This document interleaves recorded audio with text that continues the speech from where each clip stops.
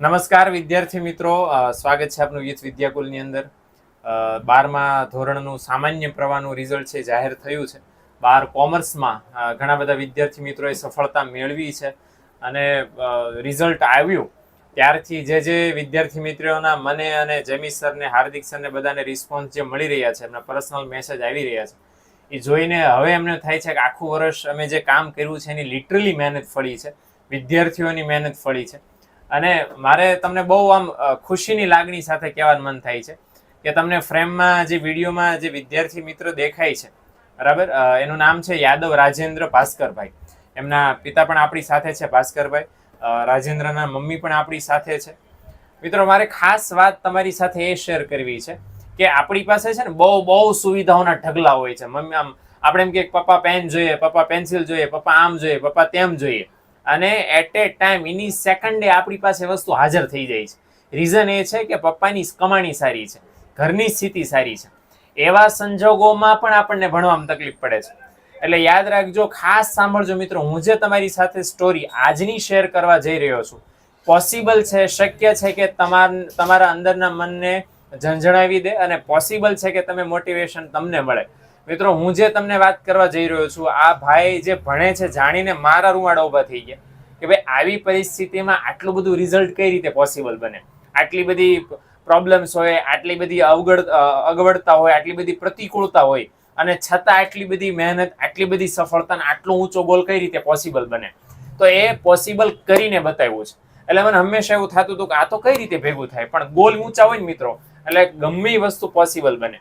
Okay, વાત તમને મારે ત્યાંથી શરૂ કરવી છે. આ યાદવ રાજેન્દ્ર, આપણો જે વિદ્યાકુલનો સ્ટુડન્ટ છે મિત્રો, એમના પિતાશ્રી શું કરે છે જાણીને તમને એમ થશે, અને તોય આટલી મહેનત, આટલું રિઝલ્ટ. આપણે એમની સાથે પણ વાત કરવાના છે, પણ હું તમને ખાસ એ કહેવા માંગુ છું કે એમના પિતાશ્રી છે અમારા સુરતમાં, ત્યાં લાલ દરવાજા વિસ્તાર છે, ત્યાં ચાની લારી ચલાવે છે આખો દિવસ. અને એમની એવી ઈચ્છા છે, એમની હૃદયની ઈચ્છા એવી છે કે મારું બાળક ગમે એટલો ખર્ચો થાય પણ આગળ ભણે ને ભણે. અને મિત્રો, એ બાળક એમની પિતાની ઈચ્છાને પૂરી કરવા માટે આખો દિવસ રાત દિવસ મહેનત કરીને મથ્યો છે, અને એનું સરસ મજાનું રિઝલ્ટ આપણી સામે આવ્યું છે. તો તમને જેટલી ઉત્સુકતા જાણવાની છે મિત્રો, મને એટલી ઉત્સુકતા જાણવાની છે કે આ બધું કઈ રીતે પોસિબલ બન્યું. ઓકે, તો પહેલા તો આપણે જાણી લઈએ કે રાજેન્દ્ર બેટા, આપણે 12 કોમર્સની જે પરીક્ષા તે આપી, એમાં કેટલા પર્સન્ટેજ આવ્યા છે? મારે પર્સન્ટેજ 84% આવ્યા છે, અને પર્સન્ટેજ રેન્ક 97.31 આવી છે. 97.31 PR થાય છે, અને પર્સન્ટેજ 84 84% થાય છે મિત્રો. 84% 12 કોમર્સની બોર્ડની પરીક્ષામાં આવ્યા છે. ખબર છે ને, આ 84 બરાબર, 84 રમકડા નહીં, 84% આવ્યા છે. 84 પર્સન્ટાઇલ નહીં, પર્સન્ટાઇલ તો 97 પર્સન્ટાઇલ છે.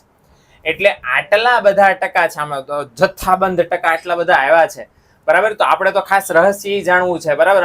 હું તમને એક વિડીયોની અંદર ઘરનો તમને ટૂર કરાવીશ કે કેવું આલીશાન ઘર છે. તમને એમ હોય ને, અમને વાંચવા માટે અલગ રૂમ જોઈએ, આવી અલગ સુવિધાઓ જોઈએ, બરાબર. કઈ સુવિધા સાથે હોય અને કેવી ક્લેરિટી મગજમાં હોય તો ભણી શકાય ને મિત્રો, એનું જીવતું જાગતું ઉદાહરણ રાજેન્દ્ર છે મિત્રો, બરાબર. મારે તો ખાસ એ બેટા પૂછવું છે ભાઈ, એવું તો શું તૈયારી કરી, અમારા બાળકોને જાણવાની ઈચ્છા છે કે ભાઈ એવું તો શું આમ તૈયારી કરી કે આમ સરસ આટલા બધા 84% આવ્યા. તને શું લાગે છે કે અમારું આ એક ટ્રીક એવી હતી જેના લીધે 84% 12મા ધોરણમાં આવ્યા? મેં જ્યારે 12મા ધોરણનું સ્ટડી ચાલુ કર્યું ત્યારે જ ગોલ બનાવેલો કે આપણે A1માં આવવાની પૂરી કોશિશ કરીશું. ત્યારે પછી મેં નક્કી કરેલું કે A1માં આપણે આવવાના છે. તો પછી મેં રોજ જે સ્કૂલમાં ભણાવતા એ ઘરે આવીને એ રિવાઇઝ કરતો. પછી વિદ્યાકુલ સાથે આપણે જોડાયેલા હતા, પછી એમાં લાઈવ લેક્ચર જોઈને, પછી એમાં નોટ્સ લખીને એ વાંચીને, પછી એ સવારે ઉઠીને પછી એ જ રિવાઇઝ કરીને પછી સ્કૂલે જતો. પછી ચાલુ કરતો, રોજનું કામ રોજ કરીને, એટલું યાદ રાખીને આગળ. ઓકે, બીજું રાજેન્દ્ર, મારે એ જાણવું છે કે મોટાભાગના વિદ્યાર્થીઓને એ પ્રશ્ન હોય છે, કોમર્સમાં સારા ટકા લાવવા, ઊંચા ટકા લાવવા અઘરા છે. કારણ એ છે કે થિયરીના વિષયો છે, ઇકોનોમિક્સ છે, BA છે, SP છે, આ બધા થિયરીના વિષયો છે. થિયરીમાં હવે કંટાળો. તો પછી આ થિયરીના વિષયોમાં તે કઈ રીતે મહેનત કરી હતી? કારણ કે એમાં તો બસ મુદ્દા જ આવે.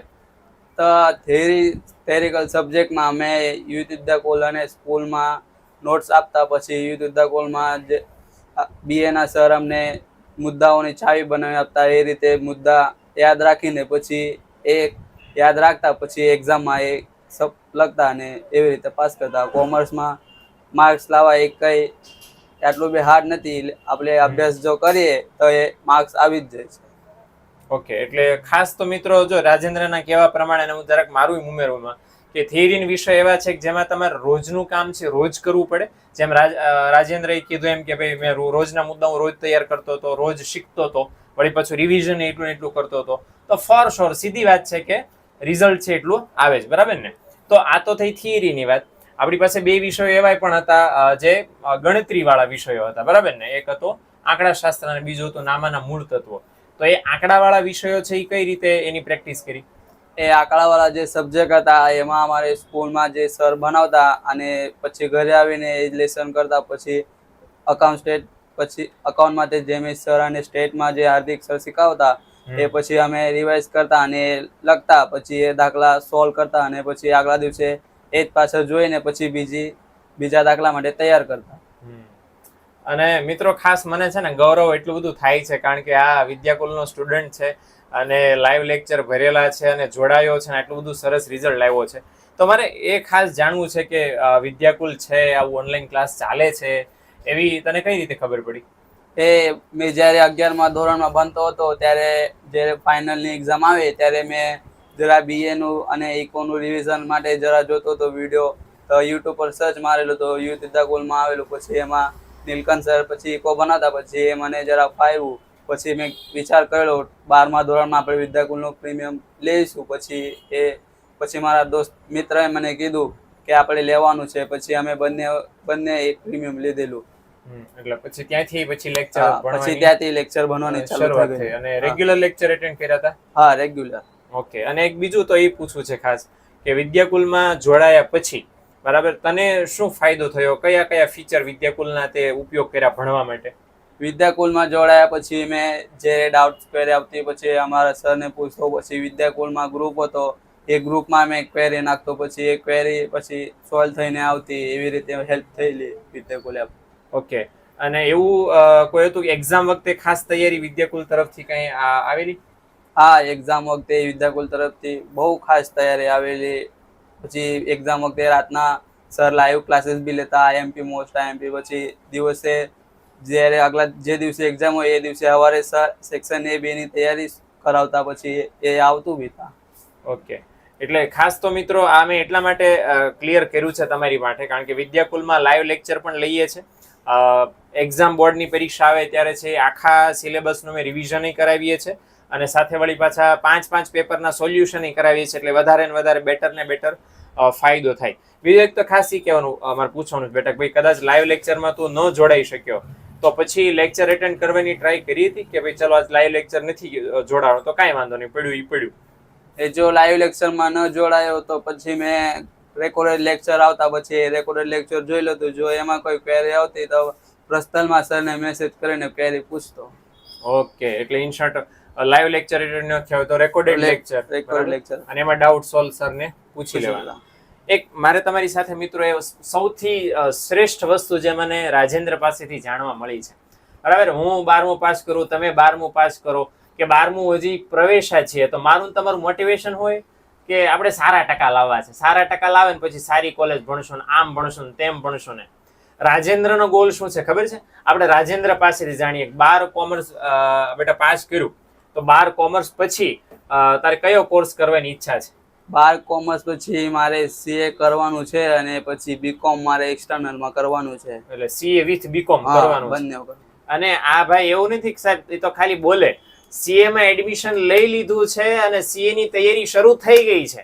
આ જરા ઇન્ટરવ્યુ લેવાઈ રહ્યો છે મિત્રો. હું તમને આમાં હમણાં એક શોર્ટ ઉતારીને તમને શોર્ટ પણ તમને અલગથી જોવા મળશે, બરાબર? એ પણ તમને કહીશ સાથે સાથે કે ઓલરેડી ઇન્સ્ટિટ્યૂટમાં જોડાઈ ગયા છે ભાઈ, એની તૈયારી પ્રિપેરેશન શરૂ થઈ ગઈ છે. તો ગોલ ખાલી કહેવા માત્રનો નથી. આટલા બધા સારા ટકા આવે ને મિત્રો, એ સારા ટકા પાછળનું રીઝન એ હોય કે જ્યારે શરૂ થયું હોય ને ભણવાનું ત્યારથી મગજમાં ધ્યેય નક્કી હોય કે આ બનવું છે એટલે બનવું છે. અને એક વખત ટકા આવી જાય પછી એ ગોલને વળી પાછો પાકા પાયે સફળ કરવા માટેની તૈયારી પણ પાછી શરૂ છે. એને અહીંયા એની વાંચવાની જગ્યા છે ને જ્યાં બેસે છે ત્યાં એને પોસ્ટર ચોંટાડીને રાખ્યું છે કે મારે CA બનવું છે, I want to be CA, બરાબર? એટલે એનો ફોટો પણ તમારી સાથે શેર કરશું. તો આ જે છે ને માત્ર ધ્યેય છે કેવા નામના ન હોય, કેવા માત્રના ન હોય. એ આવી રીતે મહેનત કરી હોય ને તો 100%ની વાત છે કે ધ્યેય સાચા હોય. અને આવી રીતે મહેનત કરશો ને તો મને વિદ્યાકુલને અમને બધાને આશા છે બેટા કે 100%ની વાત છે કે સીએ પાસ, પહેલી ટ્રાય સીએ પાસ આપણે થઈ જશું. હા, થઈ જશું. મહેનત કરવાની જ છે પૂરી. ઓકે. અને ખાસ તો બીજું એ પૂછવું છે કે વિદ્યાકુલના અમારા જે મિત્રો છે, જેટલા પણ સ્ટુડન્ટ અહીંયા ભણે છે વિદ્યાકુલના, એમને કંઈક તારે મેસેજ આપવો હોય કે ભાઈ કોઈ એવી ભૂલ તે કરી હોય અથવા તો તારું કોઈ એવું સજેશન કે એમને ફાયદો થાય 12મા ધોરણમાં ભણવા માટે? મારે એમના માટે એક જ સજેશન છે કે જો તમારે 12મામાં સારા માર્ક્સ લાવવા હોય અને સારી રીતે સિલેબસ પૂરો કવરઅપ કરવો હોય તો તમારે સ્કૂલે જઈને, જો તમે ક્લાસીસ જતા હોય તો તમે વિદ્યાકુલ સાથે જોડાઈને તૈયારી કરી શકો છો. તમારો રિઝલ્ટ સારો જ આવશે. ઓકે. એટલે ઇન શોર્ટ સ્કૂલે પણ તૈયારી કરો અને વિદ્યાકુલમાં વિદ્યાકુલ સાથે બેયની જોડાઈને તૈયારી કરશો તો શ્યોર વાત છે કે રિઝલ્ટ છે એકદમ સરસ આવશે, પાકું આવશે. આપણા બધાની પાસે મિત્રો 24 કલાક હોય છે, હે ને? મોટા ભાગના આપણી ફરિયાદ એવી હોય છે કે આપણને ટાઈમ નથી મળતો, સમય નથી મળતો, એટલે તૈયારી ન થઈ, લેશન વધી જાય છે, આ બધું વધી જાય છે. આપણે રાજેન્દ્રની દિનચર્યા જાણીએ કે સવારથી લઈ અને સાંજ સુધી, બરાબર, એણે એવું તો શું કર્યું કે જેથી આટલું બધું સરસ રિઝલ્ટ આવ્યું? તો રાજેન્દ્ર, એક તારી દિનચર્યા કહી દે કે કયા કયા સમયગાળા દરમિયાન શું શું પ્રવૃત્તિ તું કરતો હતો? મેં પહેલા સવારે 4 વાગે ઉઠો, પછી જરા ફ્રેશ થઈને પછી 4:15 થી 5:30 વાગ્યા સુધી મેં અકાઉન્ટ સ્ટેટનો દાખલા ગણતો. પછી 5:30 થી 6 સ્કૂલની તૈયારી કરીને 6 વાગે સ્કૂલ માટે નીકળતા. 7 સ્કૂલે 7:30 વાગે પહોંચતા. પછી 7:30 થી 12 સ્કૂલ કરીને 12 થી 2 ટ્યુશને જતો. પછી ટ્યુશને 2 વાગ્યાથી નીકળીને 3 વાગે ઘરે આવતો. તો પછી 3 થી 4 વાગ્યા સુધી મેં જરા ફ્રેશ બ્રેશ થઈને લંચ કરતો. પછી 4 વાગે લાઇબ્રેરી જતા. પછી લાઇબ્રેરી જઈને સ્કૂલનો હોમવર્ક અને જરા વાંચતા. પછી લાઇબ્રેરી 8 વાગ્યા સુધી ખુલ્લી હોય એટલે ત્યાં સુધી વિદ્યાકુલના 2 લાઈવ લેક્ચર મેં અટેન્ડ કરી લેતો. પછી ત્રીજો લેક્ચર ઘરે આવીને જોતો હતો. પછી એ નોટ્સ લખીને પછી જમીને પછી હુઈ જતા. રાતના 10-10:30 વાગે હુઈ જતા. ઓકે. એટલે સવારે 4 વાગ્યે વાંચવાનું શરૂ થાય અને બધું વાંચવાનું, લખવાનું, ગણવાનું આ બધું શરૂ થાય અને છેક રાત્રે 10:30 સુવાનું થાય. એટલે મિત્રો કલાકો ગણી લેજો. સવારે 4 વાગ્યાથી કામ શરૂ થાય અને સાંજે 10:30. આ તો એક વખત આમ રાતે આપણે 12 વાગ્યા સુધી ઉજાગરો થઈ ગયો ને વંચાઈ ગયો, બીજા દિવસે 8 વાગે 9 વાગે આપણી ઊંઘ ખુલે, આપણી આંખો ખુલે, બસ હવે તો શાંતિથી, કાલ તો વાંચ્યું હતું ને એટલે હવે શાંતિ. આનું રોજનું કામ છે. અને 4 વાગ્યે કેમ મિત્રો એ પણ તમને કહી દઉં, રાજેન્દ્રના પિતાશ્રી છે એ પણ રોજ સવારે 4 વાગ્યે, કારણ કે એમનું કામ એવું છે, બરાબર, એ ચાની લારી ચલાવે છે તો વહેલી સવારે એમને જવું પડે, વહેલી સવારે જાગવું પડે એમને. તો આ ભાઈનું કામ એવું છે કે પપ્પાની સાથે સાથે રોજ જાગી જાય અને પપ્પા છે એમનું કામ કરે, આ ભાઈ એનું કામ કરે. અને 4 વાગ્યે જાગીને આ બગા નહીં ખાવાના, ઊંઘ નહીં આવવાની. 4 વાગ્યે જાગીને પાછું વાંચવાનું. જો ને સ્માર્ટ વર્ક જો કે 4 વાગે જાગીને શું કીધું કે એકાઉન્ટ સ્ટેટના દાખલા ગણવાના એટલે ઊંઘ ન આવે, બરાબર. પછી સ્કૂલે જવાનું, પછી ક્લાસીસમાં જવાનું, પછી વળી પાછું વાંચવાનું, લખવાનું, લાઇબ્રેરીમાં જવાનું, વળી પાછું વિદ્યાકુલમાં જોડાય, વળી પાછું વિદ્યાકુલમાં પૂરું થાય એટલે વાંચવાનું, લખવાનું શરૂ થાય. આ મિત્રો કન્ટિન્યુઅસ પ્રોસેસ એક દિવસની નથી, આખા વર્ષની છે. અને આખા વર્ષની પ્રોસેસના અંતે આવું સરસ મજાનું રિઝલ્ટ આપણને મળ્યું છે. તો એ બહુ સરસ મજાની વાત છે, ધન્યવાદ આપવા જેવી વાત છે.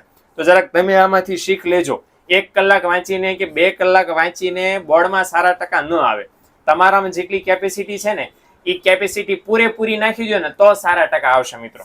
ઓકે. તો આ વસ્તુનું ખાસ મિત્રો એક ધ્યાન રાખજો. મિત્રો આપણી સાથે રાજેન્દ્રના મમ્મી પપ્પા હાજર છે અને મને વાત કરતા ખૂબ આનંદ થાય છે કે એમના પપ્પાનું વિઝન જો કેવડું મોટું છે, બરાબર ને. આમ તમે જોવા જાઓ તો પરિસ્થિતિ બહુ સામાન્ય છે મિત્રો. મારી ને તમારી જે પરિસ્થિતિ છે ને, આપણે બધા રાજાની જેમ જીવીએ છીએ, પણ આમની પરિસ્થિતિ બહુ સામાન્ય છે. સામાન્ય પરિસ્થિતિમાં હાઈએસ્ટ વિચાર, બરાબર ને. એક ગાંધીજીના જીવનનું પેલું કોટેશન છે, સાદું જીવન ઉચ્ચ વિચાર. એનો મૂર્તિમંત ઉદાહરણ છે કે સાવ સામાન્ય પરિસ્થિતિ છે પણ સપના બહુ ઊંચા છે, બરાબર. અને એ ઊંચા સપના ઉપર છે ને આપણા રાજેન્દ્રભાઈ ઉડી રહ્યા છે. પણ મિત્રો જે સપના ઉપર રાજેન્દ્રભાઈ ઉડી રહ્યા છે કે નહીં, એનો પાયો છે ને બહુ મજબૂત છે. તો આપણે પાયા સાથે વાત કરવાના છે. એમના પિતાશ્રી છે ભાસ્કરભાઈ છે, એ ખુદ ચાની લારી ચલાવે છે સુરતની અંદર અને એમ કરીને આખા ઘરનું ગુજરાન ચલાવે છે. રાજેન્દ્રની ફીસ એ ભરી છે. સીએ માટે એમને છૂટ આપી છે કે તારે જેટલો ખર્ચો થાય, જે ભણવો એ છૂટ, પણ તું ભણ. એટલે આ રીતની મહેનત એમની છે. વિચાર કરો કે કેવા પ્રકારનું કામ છે અને કેવા પ્રકારની તૈયારી એમની છે. એટલે એમના માટે તો તમને એકવાર આમ દાદ દેવી પડે, એ ધન્યવાદ આપવો પડે. કે તો મારે ખાસ એ તો પૂછવું છે કે ભાઈ આવું બાળકને તમારે ભણાવવું છે, તો ભણાવવા પાછળનું કારણ શું? મારું બનાવવાનું કારણ એટલું જ છે કે હું પોતે અમારા કુટુંબમાં 8મા ધોરણથી ઉપર કોઈ ભણ્યું નથી. હું પોતે 8મું ધોરણ સરકારી સ્કૂલમાં બનેલો છું. અને મારા છોકરાને રાજેન્દ્રને એટલું જ કહેવું છે કે તું પૈસાની ચિંતા ના કર, તારું ભવિષ્ય તારી સાથે છે. હું પૈસો ખર્ચી શકું પણ મહેનત એ બધું તારી છે. તારે જેટલું ભણવું હોય એટલું ભણ, પૈસાની ફિકર કરતો જ નહીં. અને મને એ વાતનો ગર્વ છે કે મારો છોકરો મારી બરાબર ઉઠે છે. અને બીજું એક વસ્તુ કે આજ દિન સુધી હું 7 વર્ષ થઈ ગયો એની સ્કૂલે બી ગયો નથી, નથી ટ્યુશને ગયો, કશે ગયો નથી. બસ આપણે કીધું છોકરાએ પપ્પા આટલી ફી ભરવાની છે એટલે દીકરા આપી. મને મારા છોકરા પર એટલો વિશ્વાસ છે કે નહીં ભાઈ આપણું છોકરું ભણે છે, આપણી સામે જોઈ છે. અને બીજી વસ્તુ કે મારો એક જ એને નિયમ છે કે રાતે શું 10:30 વાગે શું તે ટાઈમ પર મોબાઈલ હું મારા પાસે જમા કરી નાખું. સવારે ઉઠું એટલે એનો મોબાઈલ એને પાછો. અને મારું એને એટલું જ કહેવું કે રાતના ઉજાગરા કરવા કરતાં રાતે વહેલા સૂઈ જવું અને સવારે 4 વાગ્યામાં ઉઠીને જેટલું શાંતતામાં તમે વાંચશો એટલું તમારા મગજમાં રહેશે. દિવસનું વાંચવાનું એનું કારણ છે કે દિવસે તમે વાંચો, આજુબાજુ ટીવી ચાલતી હોય, ઘરમાં આવ જાવ બોલતા હોય, કોઈ હસ્તી મજાક બાળક રડતો હોય તો તમારું ધ્યાન પેલી બાજુ કેન્દ્રિત થાય છે. અને સવારે વહેલા ઉઠીને વાંચવામાં, કેવા લેસન કરવામાં, ભણવામાં, લેક્ચર યાદ કરવામાં તો તમને એટલી આસાની મળશે કે તમારું વાતાવરણ એકદમ શાંત રહેશે અને તમારું મન તાર રહી જશે કે નહીં આપણે આ વાંચ્યું તો સવારે યાદ રહ્યું. એટલે મારે છોકરાને એટલું જ કહેવું છે કે તારે જેટલું ભણવું હોય એટલું ભણ. હું તો ભણ્યો નથી, હું 8 જ ધોરણ ભણ્યો છું. તો છતાં મેં એના પછાડી એને કીધું તારે જે ભણવું હોય, જે ટ્યુશને, આજ દી સુધી હું એની કોઈ ટ્યુશન ગયો નથી અને જોઈ નથી. એ તમારા મોબાઈલ લેક્ચરમાં બી જોડાયો વિદ્યાકુલમાં, એ એની પોતાની ખોજ છે. એ કીધું પપ્પા મારે આ મોબાઈલમાં એમાં જોડાવવું છે ઓનલાઈન અભ્યાસમાં. મેં કીધું દીકરા તને જે યોગ્ય લાગે તે, હું ખાલી પૈસા ખર્ચી શકું અને તું એટલું ભણીને આગળ વધ કે અમને બી આમ થાય કે ને બા અમારી મહેનત રંગ લાવી. આજે હું જ્યારથી 8મું ધોરણ છોડ્યા પછી 17 વર્ષનો હતો ત્યારથી ચાની લારી પર કામ કરું છું. આજે મારી ઉંમર 43 વર્ષની થવાની છે. પરમ દિવસે મારો બર્થડે છે, 43 વર્ષ પૂરા થશે. એટલે મેં મારા દીકરાને એટલું જ કીધું કે અમે જે દિવસો વિતાવ્યા એ તારું નહીં વીતે, તારા પછાડી તારા પપ્પાનો સાથ છે. તું ભણ, તારે જે ભણવું હોય તે. અત્યારે બી એ સીએનું બધું એ જાતે જ કરી આવ્યો છું. હું ફક્ત એક જ વાર મને બોલાવેલો સરે સીએ કે ભાઈ તારા પપ્પાને લઈ આવો, મળવું છે. સરે મને એટલું કીધું કે તમારા છોકરાને સીએ બનવો છે, તમને ખર્ચો ખબર છે. હું સરને એટલું જ કીધું તમે ખર્ચાની ચિંતા ના કરો, મારો છોકરો છે મારે એને બનાવવો છે. Okay okay. અને મિત્ર આમ આ સાંભળીને છે ને મારા તો ઓલરેડી આમ રૂવાડા ઉભા થઈ ગયા છે. આમ આમ આમ તમે જોવો ને એટલે આમ જો વિચાર કરો કયું કામ, કઈ પરિસ્થિતિ અને કયા લેવલના વિચાર છે. અને એવું નથી ખાલી કહેવાના વિચાર છે મિત્રો, બરાબર. એ એમની એવી અંતરની ઈચ્છા છે કે હું સંજોગોના કારણે ભણી નથી શક્યો તો એમણે રાજેન્દ્રને એટલી ખાતરી આપી છે કે બસ તારે ખાલી ભણવાનું છે, જે ખર્ચો થશે હું પાડીશ. સમજાય છે ને મિત્રો? તમને એમ થાય કે મહેલોમાં જ સપના પૂરા થાય એવું બિલકુલ નથી, બરાબર ને. સામાન્ય પરિસ્થિતિમાં રહેતા હોય ન્યાય સપના પૂરા થાય, પણ એના માટે આ તમારું ડેડિકેશન એટલું જોઈએ. જો એમને રાજેન્દ્ર ઉપર વિશ્વાસ છે એનું કારણ શું છે? કારણ કે રાજેન્દ્ર કીધા પ્રમાણે કરે છે, મહેનત કરે છે. તો એ મહેનતના વિશ્વાસે એમને એટલો તો પાકી ખાતરી છે જ કે હું આની પાછળ મહેનત કરીશ તો 100%ની વાત છે કે જે કરશું ની કરી દેશ, બરાબર ને. એટલે આપણે તો ખાસ રાજેન્દ્રના મમ્મી પપ્પાને હું તમને ખાસ આમ પગે લાગીને આમ ધન્યવાદ આપું છું કે નાના, નહીતર એવું થાય છે કે ભાઈ મારી પરિસ્થિતિ સામાન્ય છે, હું મારા છોકરાને એક લિમિટ સુધી ભણાવું, પછી મારી કેપેસિટી નથી એટલે એ મારા ધંધામાં મદદ કરે ને આપણું આગળ ચાલ્યું જાય. પણ એમની શું વિચારણા છે કે મારા કરતા મારા છોકરાને 100 ગણું સારું મળે, બરાબર ને. એટલે અને એને વળી પાછો રાજેન્દ્ર કટ ટુ કટ વળી પાછું ચાલી રહ્યો છે.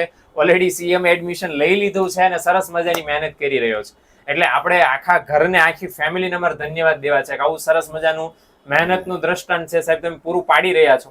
હજારો છોકરાઓ છે અત્યારે અમને જે લાઈવ જોઈ રહ્યા છે એ મિત્રોને મોટિવેશન મળશે, પ્રેરણા મળશે. એ બહુ સારી વસ્તુ છે કે જે પરિસ્થિતિમાં છો ને એમાં નથી રહેવું, એમાંથી બેટર રહેવું છે, આગળ જવું છે, આગળ વધવું છે, બરાબર ને. 100% વાત છે. સપના જોઈએ ને તો સાચા થાય.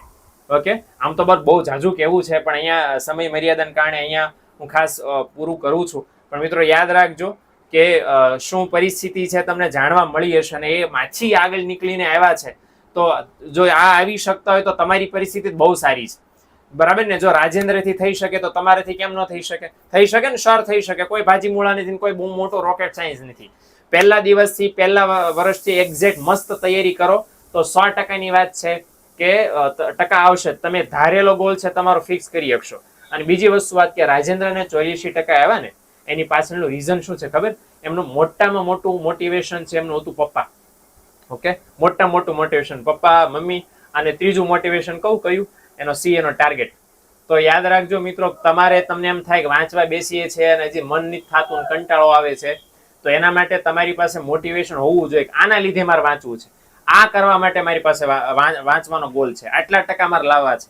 પહેલા દિવસથી નક્કી કરશો તો ફોર શ્યોર કે ટકા આવશે જ, રિઝલ્ટ આવશે જ, સપના પૂરા થશે જ મિત્રો, બરાબર ને? તો શુભ સંદેશ સાથે તમારી સામેથી, તમારી પાસેથી હું વિદાય લઉં છું, અને આશા સાથે કે તમે પણ એટલી મહેનત કરશો, તમે પણ તમારું, તમારા માતા પિતાનું, તમારી સંસ્થાનું, તમારા ગામનું, શહેરનું, દેશનું નામ રોશન કરશો, એવી મને આશા છે, એવી મારી ઈચ્છા છે, અને ભગવાનના ચરણોમાં એવી પ્રાર્થના છે.